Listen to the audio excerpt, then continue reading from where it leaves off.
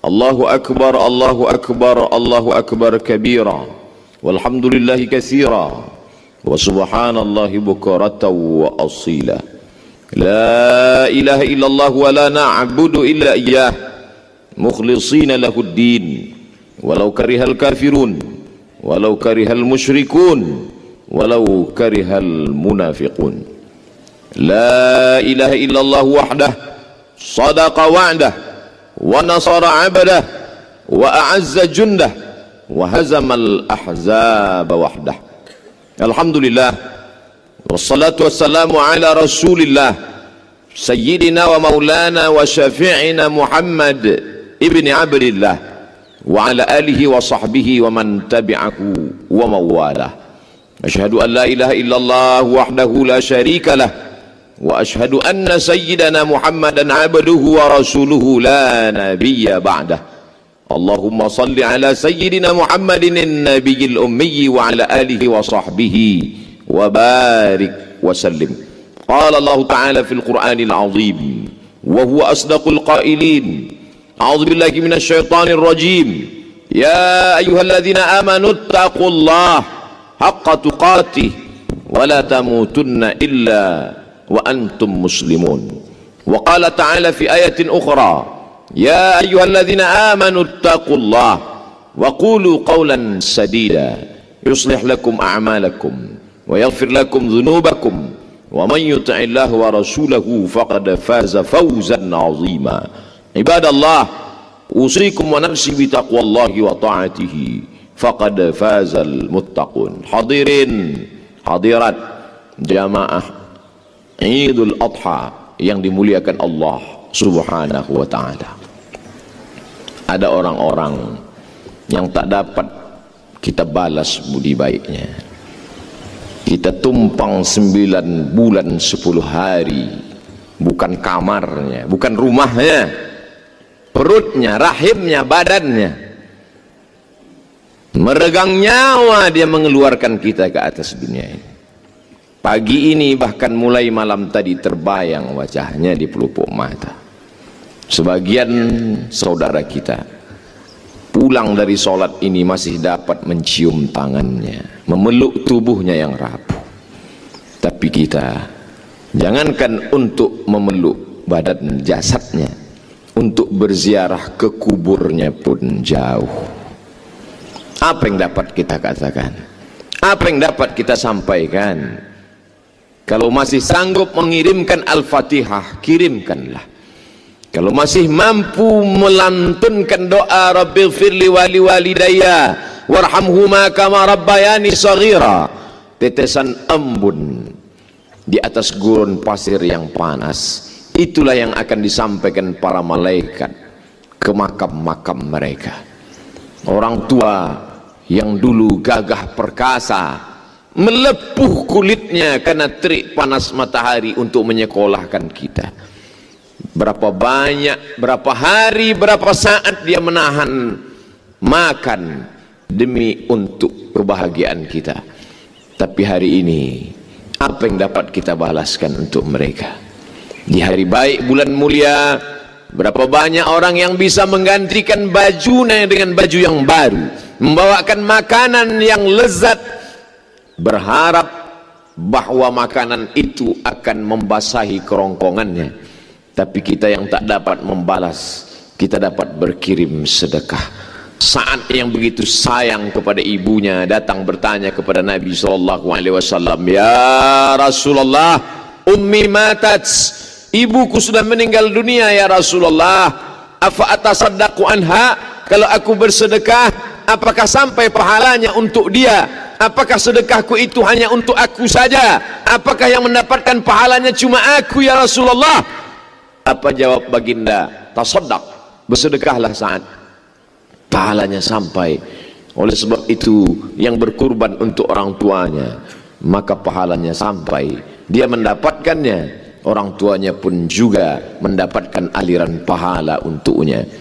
Lalu kemudian saat bertanya, ayu sadaqatu afdal, apa sedekah yang paling afdal ya Rasulullah?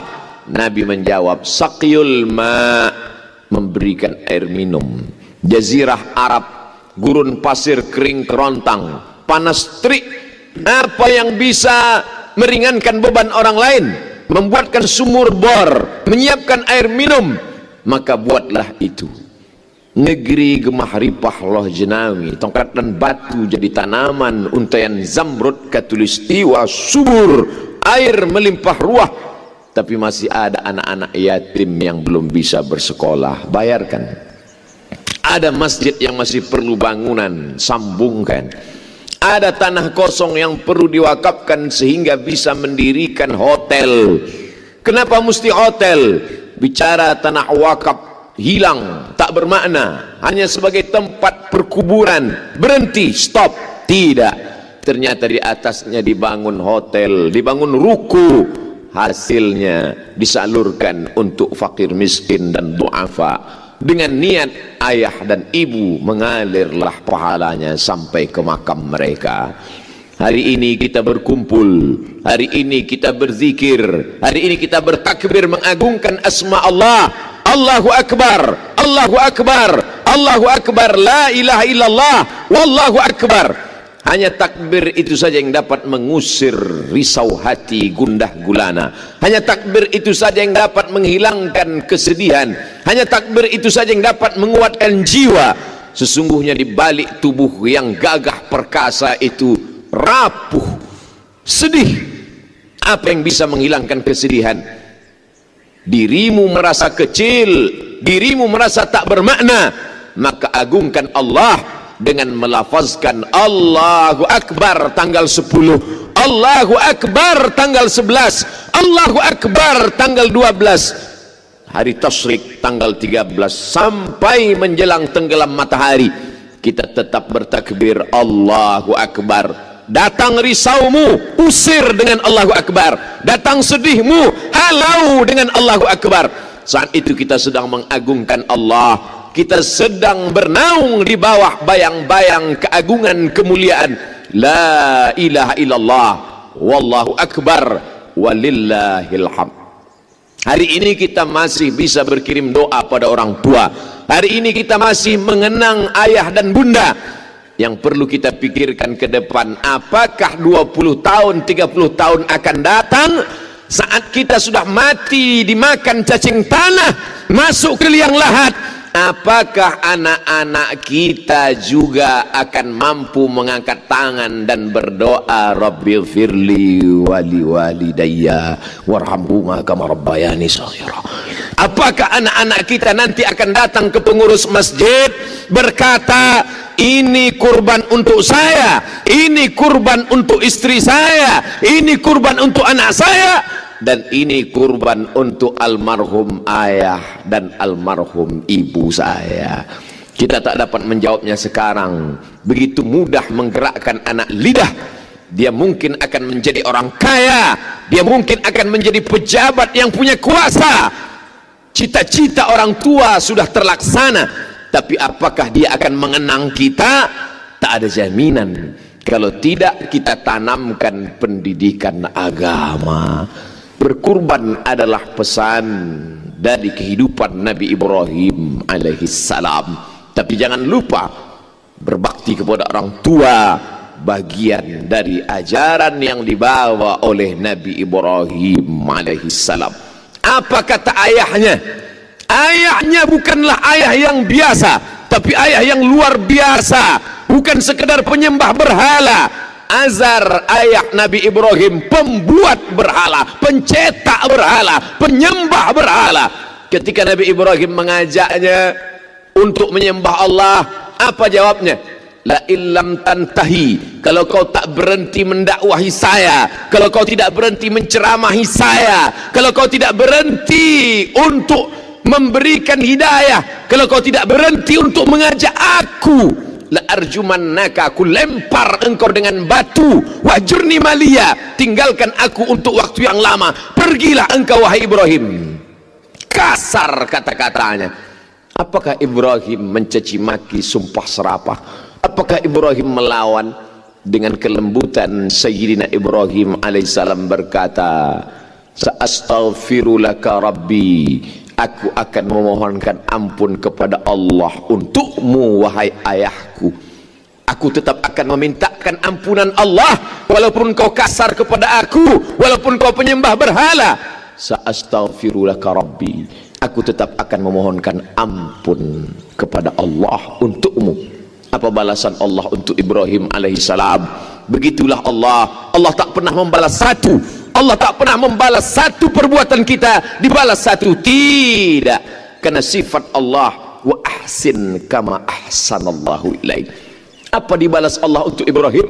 Kalau Ibrahim berbakti kepada ayahnya satu, maka Allah balas untuk Ibrahim dua. Diberilah dia Ismail, diberilah dia Ishak. Dan kedua anak-anak itu anak-anak yang berbakti, bukan sekedar saleh tapi menjadi nabi. Dua-duanya menjadi besar dalam sejarah. Oleh sebab itu, mungkin ada di antara kita yang kurang beruntung, dicampakkan, dibuang, tidak dipedulikan, marah. Biarlah itu menjadi urusan orang tua kita. Jangan kita urus antara dia dengan Allah Subhanahu wa ta'ala.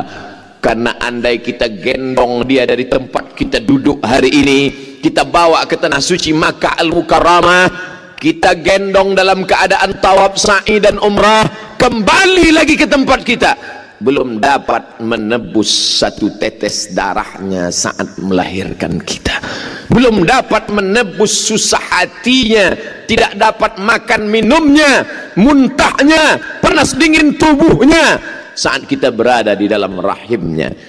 Andai dia salah, biarlah kesalahan itu antara dia dengan Allah saja. Tak perlu kita menjadi hakim yang merasa lebih berkuasa daripada Allah Subhanahu wa ta'ala. Oleh sebab itu, apa kata Allah dalam Al-Quran? Wa qadha rabbuka alla ta'budu illa iyyah. Allah mewajibkan supaya engkau beribadah kepada Allah. Setelah Allah langsung kepada orang tua, wabil walidaini ihsana, berbaktilah kepada orang tua. Ini pesan pertama khutbah Idul Adha 1440 Hijriah di depan komplek Kedutaan Besar Republik Indonesia Bandar Sri Begawan. Apa maknanya? Ada 3 poin penting yang ingin kita bahas. Yang pertama, pesan Ibrahim alaihissalam, pesan kemuliaan keagungan, tidak hanya sekedar menyembelih hewan kurban, tapi memperhatikan pendidikan anak-anak kita di masa akan datang. Patah tumbuh hilang berganti, daun-daun yang hijau hari ini akan layu dan mati. Mana penggantinya? Ada tunas-tunas baru hijau muda. Kalau tidak kita tata dari sekarang. Kalau hendak membentuk buluh, kata orang Melayu, buluh berarti bambu. Kalau hendak membentuk bambu, kalau hendak membentuk buluh, biarlah dari rebung. Dia akan bengkok dan melengkung. Dia akan menjadi jambangan di tengah taman. Tapi kalau dia sudah menjadi bambu keras, hanya ada 2 kemungkinan. Kalau tidak, dia patah atau kepala kita yang akan pecah. Oleh sebab itu, sebelum dia hancur, mari kita didik, mari kita bentuk. Hari ini kita bawa anak-anak salat berjamaah. Hari ini kita bawa mereka menghadap Allah. Muru auladakum bis salah. Suruh mereka melaksanakan salat. Wahum abna'u sab'a sinin. Ketika mereka berumur 7 tahun. Kalau 7 tahun sudah salat, apa maknanya? 5 tahun sudah menghafal surat-surat pendek. 4 tahun sudah mulai membuka Iqra. 7 tahun dia sudah hafal Iftitah, sudah melekat di kepalanya Al-Fatihah. Dan sampai pada puncaknya selesai solat, dia pandai pula bertasbih, bertahmid, bertakbir. Dan dia akan mendoakan kita, akan mengirimkan bacaan Al-Quran. Dan saat dia berjaya, berhasil dalam hidupnya, dia punya uang, dia tidak hanya memikirkan rumah yang besar, dia tidak hanya memikirkan kendaraan yang mewah, tapi dia pikirkan gelapnya kuburan kita, dia pikirkan sempitnya alam barzakh kita. Dia akan berdoa, lapangkan kuburan orang tuaku, Allahumma ja'al qabrahu raudatan min riyadil jinan, jadikan kuburnya salah satu dari taman-taman surgamu. La taj'al qabrahu hufratan min hufarin niran, jangan jadikan kuburnya salah satu dari lubang nerakamu ya Allah. Dapatkah kita mencetak generasi seperti itu di masa akan datang? Jawabannya, ada pada apa yang kita tanam hari ini. Padi ditanam, belum tentu tumbuh rumput. Apatah lagi rumput itu betul yang kita tanam, tak akan pernah tumbuh padi. Oleh sebab itu, sedangkan baik pun kita buat, kita daftarkan pun mereka ke pondok pesantren, mungkin dia lari. Kita masukkan dia ke pondok tahfiz Al-Quran mengaji, mungkin dia akan melawan. Sabarlah, karena sesungguhnya itulah investasi jangka panjang yang sudah mendidik anak-anak pendidikan agama, alhamdulillah. Tapi yang masih belum, ma ta'buduna min ba'di, kata Yaqub alaihi salam, hai anak-anakku, ma ta'buduna min ba'di, sesudah aku mati nanti kalian akan menyembah apa? Internet, televisi, game online, PlayStation, judi online, tidak ada di zaman kita. Ini akan menjadi senjata luar biasa. Berapa banyak orang tahu pengajian dari internet, betul, tapi dia pisau bermata dua. Berapa banyak yang rusak isi kepalanya. Kita sangka memberikan gadget itu sayang, ternyata kita sudah memberikan pisau yang mencabik-cabik, merobek urat nadinya. Dia tidak mati, dia tetap hidup, tapi jiwanya mati. Dia hanyalah jasad yang berjalan. Tak lagi ada sopan santun tata krama, tak lagi ada cium tangan, peluk dan tetesan air mata. Kenapa? Karena hati sudah menjadi keras. Oleh sebab itu maka pesan dari Idul Adha tidak hanya sekedar menyembelih hewan kurban, tapi pendidikan anak usia dini, tanamkan Al-Quran, tanamkan akidah Ahlus Sunnah wal Jamaah, tanamkan bagaimana berbakti kepada orang tua. Adapun pesan yang kedua dari Idul Adha adalah Id kembali, Adha berkurban, Adha udhiyah, Adha pengorbanan. Sebagian dari hasil belanjamu tabungkan hanya untuk seekor kambing. Kalau anak laki-laki disembelihkan 2 ekor kambing, anak perempuan disembelihkan 1 ekor kambing, menebus, ada yang ditebus akikah. Sebenarnya tebusan itu taklah seimbang dengan biaya bayi tabung yang di atas 100 juta, tapi ditebus hanya dengan seekor kambing yang 2,5 juta. Tidak sebanding, tidak seimbang. Begitu juga dengan nikmat yang diberikan Allah Subhanahu wa ta'ala. Adakah yang dapat menghitung berapa tetesan darah yang dicuci buah pinggang? Ada yang bisa menghitung berapa hembusan nafas paru-paru? Ada yang bisa menghitung berapa nikmat besar karunia Allah? La in syakartum, kalau kau syukuri nikmat ini, la azidannakum, akan kutambah, kata Allah. Wala in kafartum, tapi kalau kau kufur, kufur berarti tutup, tak kau nampakkan nikmat ini. Seolah-olah tak pernah ada nikmat sehat, seolah-olah tak pernah ada nikmat jabatan, seolah-olah tak pernah ada nikmat ilmu pengetahuan. Seakan-akan kau hidup dibesarkan angin, seakan-akan kau ada di atas dunia tanpa kuasa Allah. Saat itulah azab sebenarnya sudah turun. Nikmat berkurban, kurban perasaan, kurban uang belanja, kurban bagian dari kekuasaan, kurban dari ilmu pengetahuan. Hari ini kita dituntut, carilah rezeki sejauh mata memandang, tapi ingat, semua akan tinggal. Tatsma'ul mayyita salasun, yang mengiring mayat ada 3, ahluhu, anak, menantu, kawan, sahabat, teman sekantor, andai tolan. Mereka ramai berbondong-bondong mengiring ke pemakaman. Maluhu, harta, mobilmu yang mewah megah ikut mengiring, hanya sampai ke pelataran parkir. Yarji'usnani, yang 2 itu akan pulang ke rumah. Anak istrimu kembali ke rumah, mereka menghitung-hitung harta warisan. Sahabat tetangga akan pulang ke rumah, 2-3 hari mereka pun akan melupakan. Wa yabaqa wahidun, yang kekal hanya 1. Kalau pernah bangun di tengah malam, usolli sunnatat tahajud raka'ataini lillahi ta'ala. Kalau pernah menyempatkan waktu, usolli sunnatat duha raka'ataini lillahi ta'ala. Kalau pernah di awal bulan pergi ke panti asuhan mengusap kepala anak yatim, kalau sempat pernah melangkahkan kaki sholat berjamaah, kalau sempat meluangkan waktu qabliyah dan ba'diyah, hanya itulah yang akan dapat menolong di hadapan Allah Subhanahu wa ta'ala. Seorang ulama sufi, sufi diambil dari kata safa, suci hati dari sifat takabur, angkuh, sombong, dunia, berjumpa dengan seorang ulama yang punya banyak jamaah, ribuan ratusan orang datang mengiringinya, masyhur, hebat, terkenal, mati. Akhirnya semua mati. Kullu nafsin dha'iqatul maut. Ulama sufi bertanya, wahai ulama masyhur, ya, apa yang kau dapat dari kemasyhuran, kepopuleranmu itu? Apa yang dilakukan Allah kepada engkau sekarang? Dia ambil debu, dia letakkan di tapak tangan, dia hembus dengan nafas terkuat. Begitulah kemasyhuran itu hilang, tak bermakna. Lalu apa yang dapat menolongmu di alam barzah? Apa yang dapat membelamu di hadapan Allah?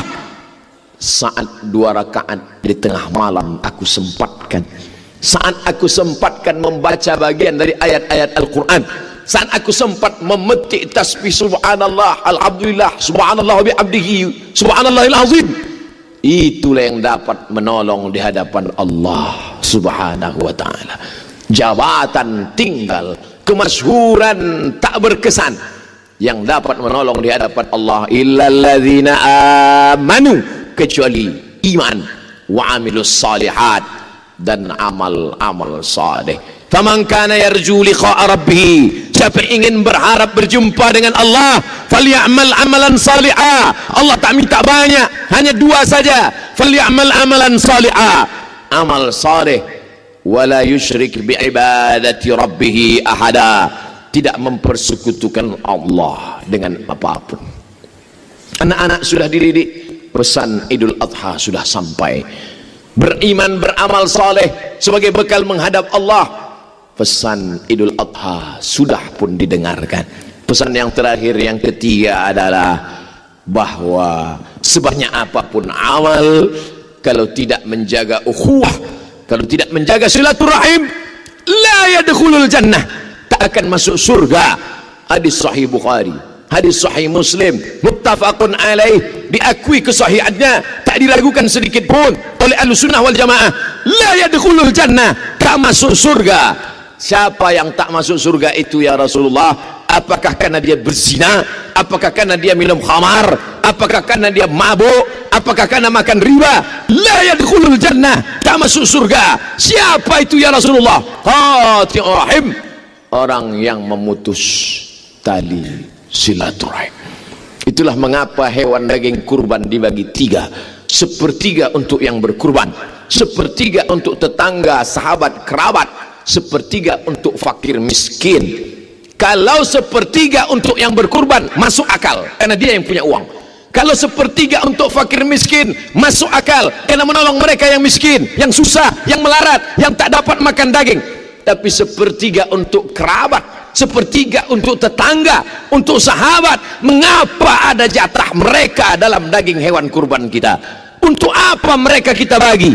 Mereka tidak susah, bahkan mungkin mereka lebih kaya dari kita. Mengapa mereka dapat? Karena Allah ingin kita menyambung tali silaturahim. Banyak orang yang sanggup tahajud malam, banyak orang yang sanggup bersedekah, banyak orang yang sanggup menyantuni anak yatim. Tapi kalau sudah memaafkan silap salah orang lain, berat, ujian terberat. Maka Nabi berpesan, sil man qata'aka, sambung silaturahim pada orang yang pernah memutus silaturahim. Jangan potong hadisnya. Kalau seandainya Nabi SAW hanya berkata sambung silaturahim, mudah, tapi baca ujungnya, sil man qata'aka, sambung silaturahim pada orang yang pernah memutus silaturahim kepadamu.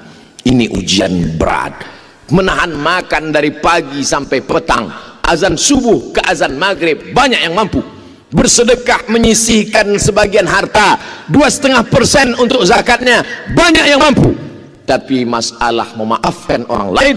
Oleh sebab itu di antara sifat orang yang bertakwa, apa kata Allah Subhanahu wa taala? Wal kaziminal ghaiz, orang-orang yang menahan amarah, wal afina 'anil nas, memaafkan orang lain. Apa hubungan takwa dengan kurban?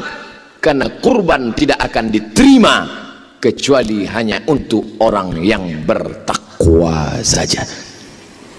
Ini pernah terjadi pada masa Qabil dan Habil. Qabil berkurban, Habil berkurban. Apa bedanya? Kurban Habil diterima, kurban Qabil tidak diterima. Qabil marah. Qabil bertanya kepada Habil, kenapa kurbanmu diterima? Kenapa kurbanku tidak diterima?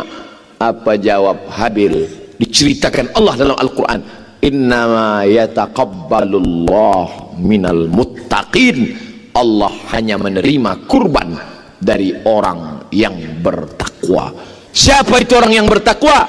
Sifatnya disebutkan dalam Al-Quran, wal afina 'anil nas, mampu meredam amarah, menahan gejolaknya. Laisa syadidu bisra, orang yang kuat bukan yang menang bergulat, orang yang kuat bukan yang menang pancu, orang yang berkuat bukan orang yang punya tenaga. Orang yang kuat adalah man malaka nafsahu indal ghalab, yang mampu menguasai hawa nafsunya, mampu menguasai kemarahannya.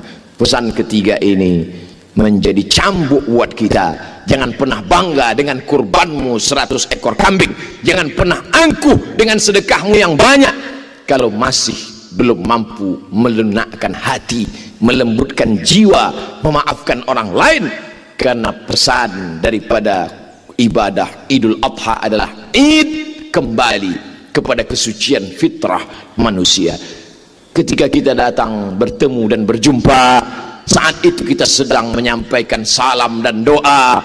Apa yang kita mintakan kepada mereka? Assalamualaikum, selamat anakmu, selamat keluargamu, selamat hartamu, selamat kerjamu, selamat duniamu, warahmatullah, Allah mencurahkan rahmatnya untukmu, wabarakatuh, berkah ilmumu, berkah amalmu, berkah kerjamu, berkah ibadahmu, berkah duniamu, berkah akhiratmu. Mamin muslimaini, dua orang muslim, yaltaqiyani, berjumpa, wa yatasafahani, berjabat tangan, illa ghufira lahuma, Allah ampunkan dosa mereka berdua, malam yatafarraqa, sebelum mereka berpisah.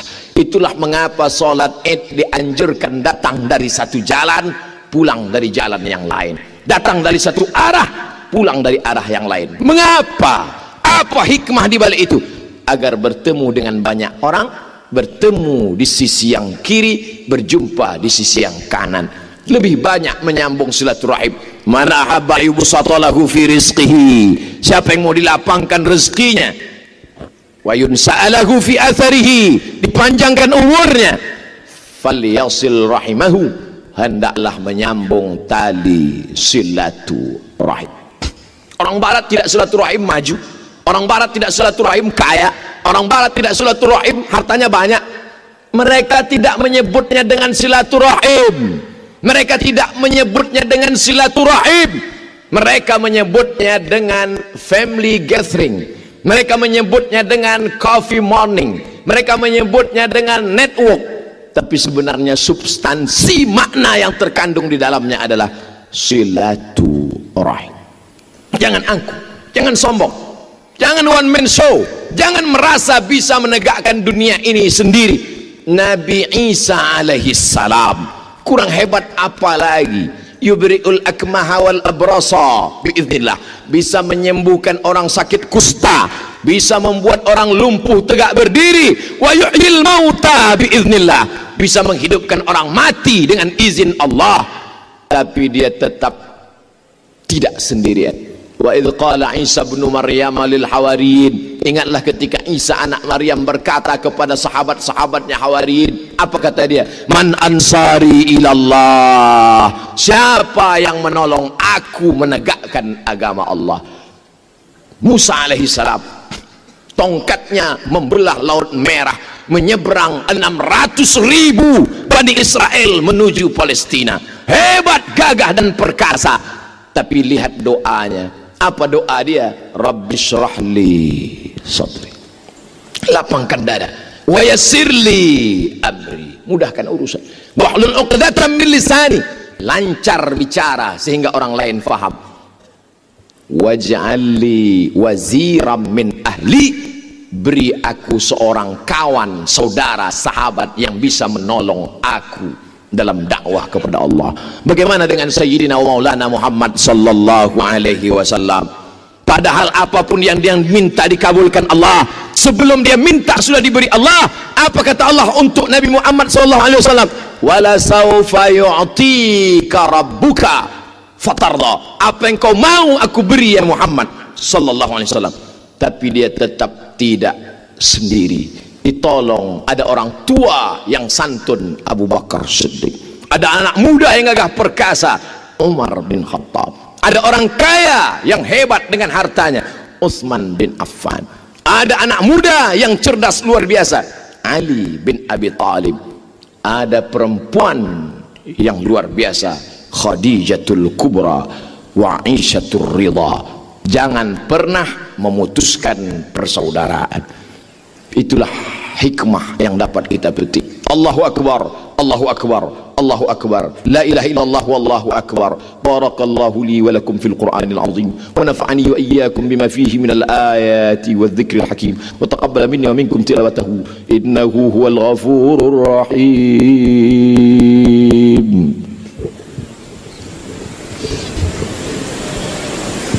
Allahumma salli ala Muhammad. Allahumma salli ala Sayyidina Muhammad. Allahumma salli ala Sayyidina Muhammad wa ala ali Sayyidina Muhammad. Allahu Akbar, Allahu Akbar, Allahu Akbar, Allahu Akbar kabira, walhamdulillahi katsira, wa subhanallahi bukaratan wa asila.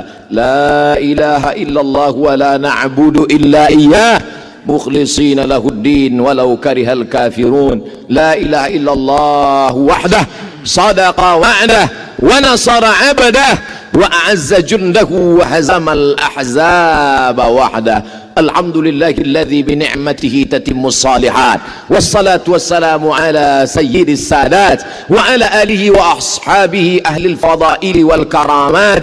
Subhanaka la ilma lana illa ma 'allamtana innaka antal alimul hakim. Asyhadu an la ilaha illallah wahdahu la syarika lah, wa asyhadu anna sayyidana Muhammadan abduhu wa rasuluh wa safiyuhu min khalqihi wa khaliluh. أدى الأمانة وبلغ الرسالة ونصح للأمة وتركنا على المحجة البيضاء ليلها كنهارها لا يزيغ عنها إلا هالك.